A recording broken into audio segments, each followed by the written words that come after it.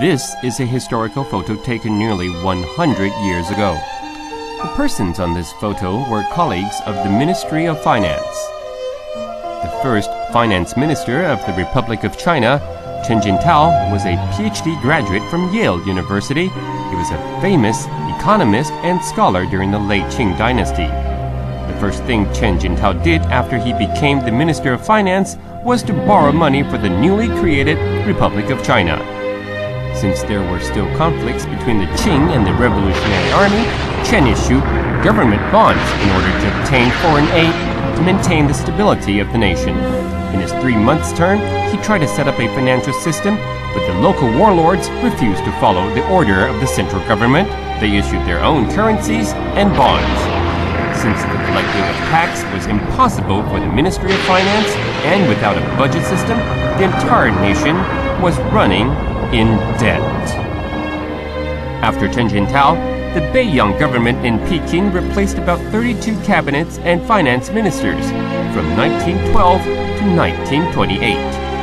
The shortest term for a finance minister was less than 1 month. In July 1917, Liang Qichao, a famous scholar and politician, was appointed the Minister of Finance. Even though he tried his best to set up a new system to maintain the fiscal balance, the warlords still refused to hand over the tax they collected in order to expand their own private armies. In just 4 months, Liang resigned from the office. As the founding father of the Republic of China, Dr. Sun Yat-sen never gave up his dream to unify China. In Guangdong province, Dr. Sun founded the military government to fight against the Beiyang warlords. By 1925, the nationalist government was founded in Guangzhou after the death of Dr. Sun, and T.V. Sung was appointed the Minister of Finance. He brought hopes to the situation and the urgent needed funds for the northern expedition. T.V. Sung received his master's degree from Harvard University and doctor's degree from Columbia University and had experiences of working in the financial business. He advocated the integration of provincial finance.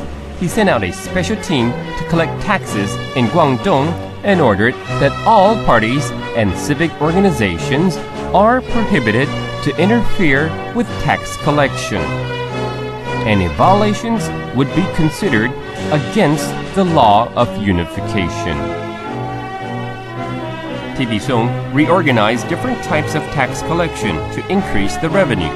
Under his supervision, the Ministry of Finance established the Bureau of Salt Administration, Tax Administration, Stamp Tax Administration, Tobacco and Liquor Monopoly, Dirt Clearance, National Bonds, Smoking Prohibited, Military Supply, Land Tax Clearance, Statistics, and Revenue Reform Commission. On July 9, 1926, the Nationalist Revolutionary Army launched the Northern Expedition. With the victory of the military, T.V. Sung began his policy of financial integration. In order to accomplish this goal, Sung insisted that all national taxes under the jurisdiction of other agencies should now be turned in directly to the Ministry of Finance. On June 20th, 1928, T.V. Sung held the National Economic Conference in the Shanghai office of the Ministry of Finance. Many participants who attended the conference were the elites of China during that period. They all hoped to take this opportunity of the coming unification of the country to realize the blueprint of financial reform. A resolution was passed during the meeting to set up a national bank in order to recognize the banking system and ban the illegal currency. The other jobs included rearranging public and provincial bonds, dividing the national and local tax, and the abolishment of tail with consumption tax. The most important contribution was the creation of yuan for a uniform money currency. Before that, the currency used in different provinces of China were different in kinds, and there were even foreign currencies circulating in China.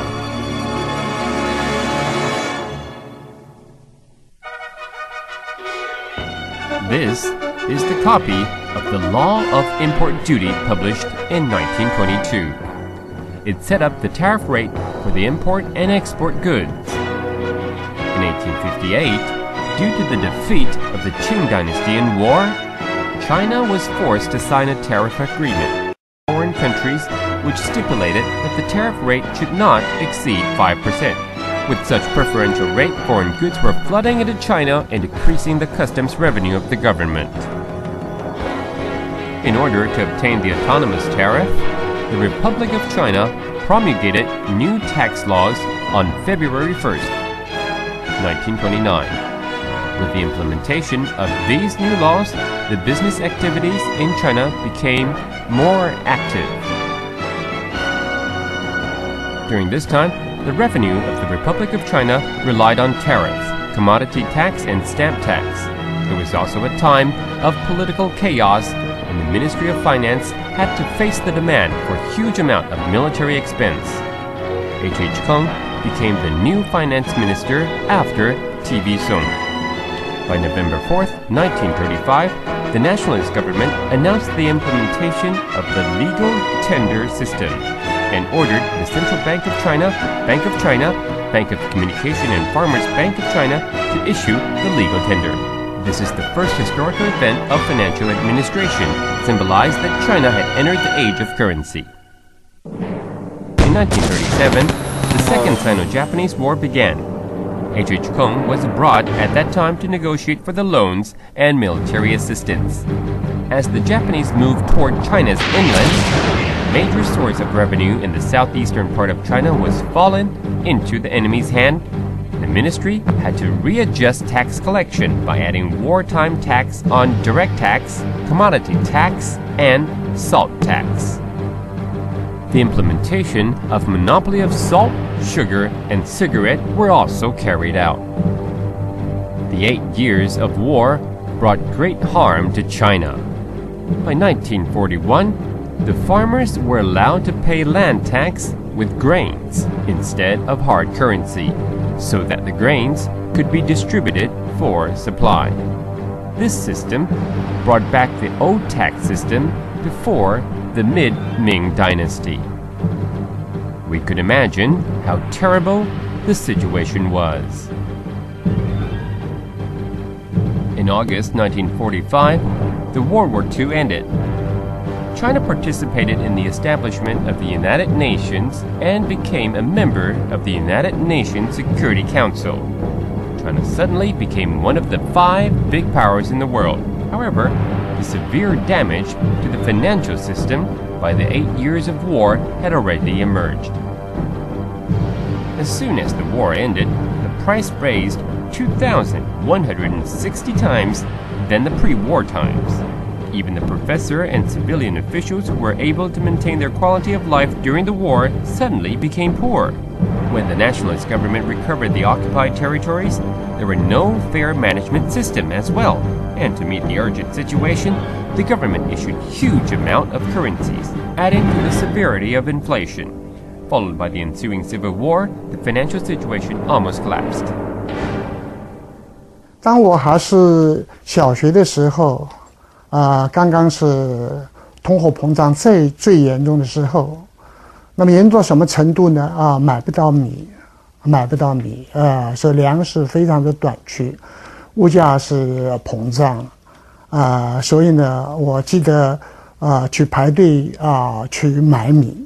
更严重的是，我随着军队从南京到福建，到了福建之后，印象最深刻，发下来的1个月的薪水呢，我不能够买一双鞋子，我只能买1只鞋子。